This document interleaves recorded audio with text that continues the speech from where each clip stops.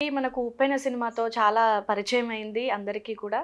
So, తను చెప్పినటువంటి recent ఒక ఇంటర్వ్యూలో నేను బోల్డ్ రోల్స్ కూడా చేస్తాను. అలాంటి క్యారెక్టర్స్ కూడా చేస్తాను అనేసి ఒక ఏమంటారు ఒక నోట్ అయితే పాస్ చేసింది జనాల్లోకి. సో, అంటే మనకు పద్ధతిగా వచ్చినటువంటి అమ్మాయి ఇలాంటి రోల్స్ చేస్తాను అని చెప్పడం వల్ల సో, నిజంగా తనకి అలాంటి అంటే బోల్డ్‌గా చేస్తాను అని చెప్పడంతో ఫర్దర్‌గా మూవీస్ ఛాన్సెస్ వచ్చే ఛాన్స్ ఉందంటారా? రావంటారా? ఎందుకలా తను యాక్సెప్ట్ చేసింది అంటారు ఈ విధంగా చెప్పటం? యాక్చువల్‌గా సినిమా ఫీల్డ్‌లోకి హీరోయిన్ ఎలాగ ఎంటర్ అవుద్ది? ఎంటర్ అయిన తర్వాత ఏ క్యారెక్టర్ అనే దానిది ఫస్ట్ సినిమా మీద ఉన్న ఇంప్రెషన్ పడద్ది. ఆ విధంగా అందులో బుజ్జమ్మ అనే క్యారెక్టర్ చేసిందా? యాహ్! సో, నేను పూర్తి సినిమా చూడలేదు. ఆ డైరెక్టర్ ఒకసారి మాట్లాడాడు నాతోటి. అది రామ్ చరణ్ సినిమా చేసే ముందు ఒకసారి మిమ్మల్ని కలవాలంటే కలవమని చెప్పాను. తర్వాత కలలేదు కానీ తనే ఫోన్ చేసి అడిగాడు అనమాట. మేబీ సమ్ డౌట్లు ఏమైనా ఉంటే.